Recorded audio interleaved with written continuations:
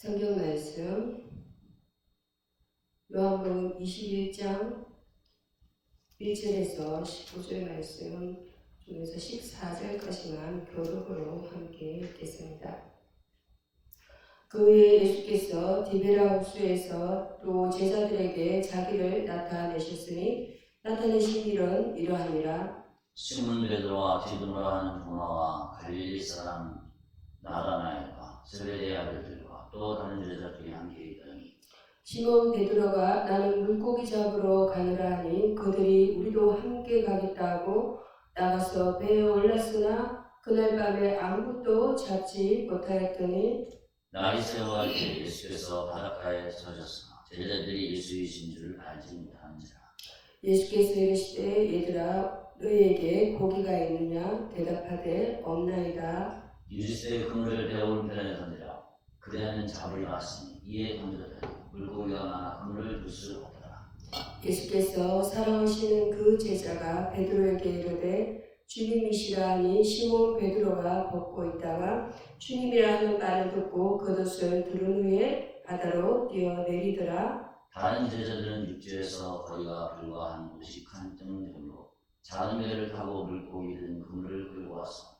육지에 올라보니 숯불이 있는데 그 위에 생선이 놓였고 떡도 있더라. 예수께서 이르시되 지금 잡은 생선을 좀 가져오라 하시니 시몬 베드로가 올라가서 그물을 육지에 끌어올리니 가득히 찬 그 물고기가 153마리라 이같이 많으나 그물이 찢어지지 아니하였더라. 예수께서 이르시되 와서 저만을 먹으라 하시니 제자들이 주님이신 줄 아는 거로 당신이 누구냐 감히 묻는 자가 없더라.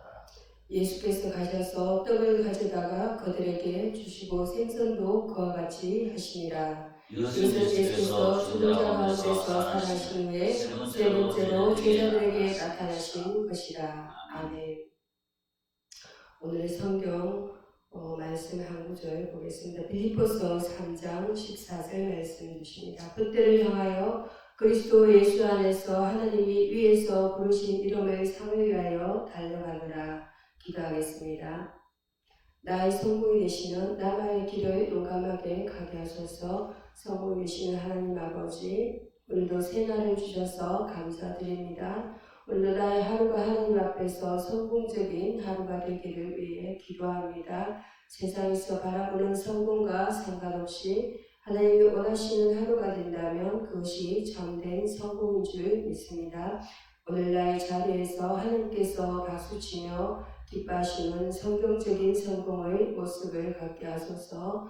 그래서 세상의 시선과 사람의 시선을 의식하지 않고 나만의 길을 용감하게 가게 하소서. 하나님께 눈을 고정하고 다른 사람이 나를 앞질러 갈 때에도 의연하게 하시고 하나님 앞에서 나만의 레이스를 하고 있다는 믿음을 굳건하게 하소서. 다른 사람과 비교하여 흔들리지 말게 하시고 다른 사람보다 세상의 눈으로 앞질렀다고 우쭐대지 말게 하소서. 세상은 세상의 기준으로 나를 평가하지만 마지막 날에 그들의 평가로 나의 존재로 달라지지 않음을 매 순간 기억하게 하소서. 보여주기 위해 불행한 레이스에 동참하지 말게 하시고 하나님 앞에서의 참된 성공의 삶을 위해 나만의 레이스에 성실하게 하소서. 나의 모든 목적이 되시는 예수 그리스도의 이름으로 기도합니다. 아멘. 아멘. 오늘의 성경 말씀 요한복음 21장 1절에서 19절 본문 내용은 하나님의 아들의 현원이란 제목으로 말씀을 전하겠습니다. 첫 번째로 하나님의 성품입니다. 신앙 속에서도 신앙 속에도 찾아오시는 예수님입니다. 요한복음 21장은 부활하신 예수님이 디베라 바닷가에서 제자들에게 나타나시는 장면으로 시작됩니다. 베드로를 비롯한 제자들은 예수님의 부활을 보았음에도 여전히 두려움과 혼란 속에 있었습니다. 결국 그들은 다시 고기잡이로 돌아갔습니다. 처음 부르신 이전의 삶으로 돌아가 버린 것이죠. 예수님을 3번이나 부인한 베드로는 자신에게 실망했고 주님의 사역에서 물러난 듯 보입니다. 그런데 놀라운 것은 예수님께서 그들을 찾아가신다는 사실입니다. 예수께서 요한복음 21장 4절 말씀에는 예수께서 바닷가에 서셨으나 제자들은 예수인 줄 알지 못하더라. 주님은 책망하지 않으셨습니다. 대신 조용히 그리고 따뜻하게 얘들아 너에게 고기가 있느냐라고 물으십니다. 마치 어머니가 야근하고 들어온 아들을 보며 밥은 먹었니? 라고 묻는 것처럼 이 장면은 하나님의 성품을 깊이 드러냅니다. 하나님은 실패한 자를 버리시는 분이 아닙니다. 오히려 그 실패의 자리까지 찾아오십니다. 베드로가 완전히 주님을 버린 것이 아님을 여전히 주님을 향한 마음이 있다는 것을 아시기에 찾아오셨습니다. 하나님은 우리가 주저앉은 자리에까지 오셔서 다시 일어나길 바라십니다. 이것이 바로 구속사의 하나님입니다. 실패에도 불구하고 우리를 끝까지 붙드시고 십자가의 피로 죄를 사하시며 부활의 능력으로 다시 세우시는 분이십니다. 성경에 요셉과 함께 구덩이에 빠지고 감옥에 던져졌지만 하나님의 섭리 가운데 결국 애굽의 총리가 되었습니다. 실패처럼 보였던 순간은 하나님의 계획 속 한 장면이었습니다. 우리 삶의 낙심과 실패도 마찬가지입니다. 예수님은 그 한가운데 찾아오셔서 우리가 버렸던 사명과 자존감을 회복시키십니다. 두 번째로 사람의 본질입니다. 물고기보다 더 중요한 부르심입니다. 베드로는 예수님을 3번 부인한 트라우마에서 벗어나지 못한 상태였습니다. 마음속 깊은 죄책감이 그를 짓누르고 있었던 것이죠. 그래서 그는 다시 물고기를 잡으러 갑니다. 생계를 위한 선택이기도 하지만 동시에 자신의 본래 정체성과 사명을 잃어버린 자의 모습이기도 합니다. 사람은 위기의 순간 본능적으로 익숙한 곳으로 도망가려는 경향이 있습니다. 그런데 거기엔 열매가 없었습니다. 요한복음 21장 3절 말씀에는 밤새 거물질을 했지만 물고기 한 마리도 잡지 못했습니다. 사람의 본질은 하나님 없이 아무것도 할 수 없는 존재라는 데 있습니다. 예수님은 그물을 배의 오른편에 던지라고 말씀하시고 그 말씀대로 했을 때 153마리나 되는 큰 물고기를 잡았습니다. 이 숫자는 그 시대 사람들이 알고 있는 모든 어종을 상징한다고 보는 학자들도 있습니다. 즉 예수님의 말씀대로 순종할 때 우리가 상상하지 못한 풍성함을 경험하게 됩니다. 여기서 우리는 예수님의 명확한 메시지를 듣게 됩니다. 내가 너를 살아남는 업으로 부르지 않았느냐. 주님은 물고기를 넘어서 영혼을 살리는 사명을 우리에게 부어주셨습니다. 그런데 우리는 사소한 문제 당장의 피로에 눌려 이 사명을 자주 있습니다. 어떤 분은 목사님, 저는 신앙도 약하고 교회도 늦게 다녔고 성격도 예민해서 못 써요 라고 말합니다. 하지만 성경을 보면 그런 사람들만 쓰셨어요. 욥은 고난덩어리, 모세는 말더듬이, 다윗은 목동이었고 바울은 교회의 박해자였고 하나님은 우리의 본질이 약하다는 걸 아시고 오히려 그 약함 위에 은혜를 다하십니다. 예수님은 베드로를 따로 불러내시고 너를 사랑하느냐를 3번 물으십니다. 이는 부인의 횟수와 일치합니다. 이는 그를 회복시키고 다시 사명을 위임하시려는 주님의 의도입니다.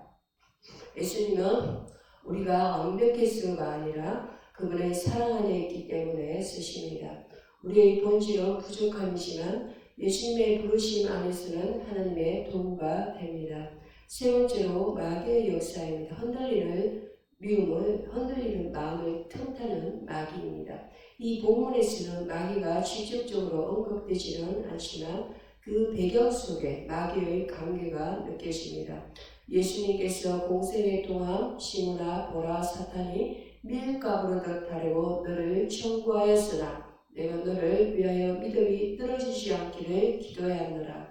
누가복음 22장 31절입니다. 라고 하신 말씀처럼 베드로는 이미 그 공격을 받았고 그 결과 예수님을 부인했습니다. 마귀는 우리의 실패를 결정적인 어떻습니까? 낙인으로 만들어버리려 합니다. 너는 끝났어. 내가 무슨 제자야. 속삭이는 목소리를 심어줍니다. 우리가 하나님의 자녀라는 사실을 흔들고 우리 안에 죄책감을 자극해 하나님과 멀어지게 만듭니다. 이런 마귀의 전형적인 전략입니다. 그런데 예수님은 실패한 제자를 심판하지 않으시고 회복시키십니다. 여기서 우리는 하나님의 사랑이 마귀의 정죄보다 크다는 사실을 배웁니다. 회개의 기회를 주시고 다시 사명을 주시는 주님의 은혜는 마귀의 거짓말을 무력화시킵니다. 우리가 기억해야 할 것은 영적 전쟁은 우리의 힘이 아니라 예수님의 이름으로 승리하는 싸움이라는 점입니다. 에베소서 6장을 보면 하나님의 전신갑주를 입으라고 말하는데 그중 성령의 검은 하나님의 말씀입니다. 말씀을 붙들고 기도하며 성령의 인도하심을 구할 때 우리는 마귀의 불화살을 막을 수 있습니다. 네 번째로 회개와 변화와 적용의 삶입니다. 더 사랑하라고 부르시는 주님입니다. 예수님은 베드로에게 세 번이나 묻습니다. 내가 나를 사랑하느냐? 이 질문은 단순히 감정의 확인이 아닙니다. 회개의 통로여 사명의 죄 확인입니다. 베드로는 아마 두 번째쯤에 가슴이 철렁하고 세 번째쯤에 울컥했을 것입니다. 그때 예수님은 내 영을 먹이라고 말씀합니다. 다시 말씀하십니다. 너희 사명은 아직 끝나지 않았다는 것이죠. 이제 우리도 묻습니다. 나는 예수님을 사랑하는가? 예수님은 우리에게 교회를 맡기십니다. 맡기십니다. 가족과 직장과 공동체에 있는 사람들을 양처럼 돌보라고 하십니다. 사랑은 말이 아니라 삶으로 증명됩니다. 교회에 조금 힘들다고 도망치지 마세요. 다시 물고기 잡으러 가는 것이 해답이 아닙니다. 지금 이 시대는 사명 지킴이가 필요합니다. 우리도 가끔 신앙의 길에서 미끄러지고 낙심하고 회의하고 다시 세상으로 돌아가고 싶을 때가 있습니다. 그러나 예수님 우리를 끝까지 찾아오십니다. 그리고 말씀하십니다. 너는 나를 따르라. 이것이 예수님이 우리에게 주시는 마지막 메시지입니다.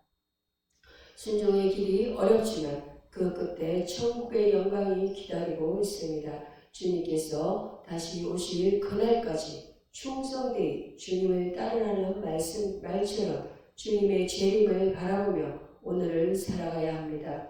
예화 하나만 나누자면 한 할머니가 열심히 주일학교에서 봉사하셨습니다. 나중에 치매로 기억을 거의 잃었지만 마지막까지 예수님은 나 사랑하시지라고 물었다고 합니다. 이것이 믿음입니다. 삶의 끝에서도 사랑을 기억하고 주님을 붙드는 것입니다. 기도합니다. 기도하고 오늘 말씀을 마치도록 하겠습니다. 주님, 저의 실망과 실패 속에서도 찾아오시는 주님의 사랑을 찬양합니다. 말씀에 순종하며 다시 주님의 부르심을 기억하게 하시니 감사합니다. 우리의 부족함과 연약함 속에서도 사용하시며 사명을 맡기시는 주님의 은혜에 감격합니다. 마귀의 속삭임보다 주님의 진리의 음성을 듣게 하시고 성령의 인도하심을 따라 살게 하소서. 주님, 다시 주님을 사랑하고 따르겠습니다. 우리의 삶이 주님을 향한 고백이 되게 하소서. 예수님의 이름으로 기도드립니다. 아멘.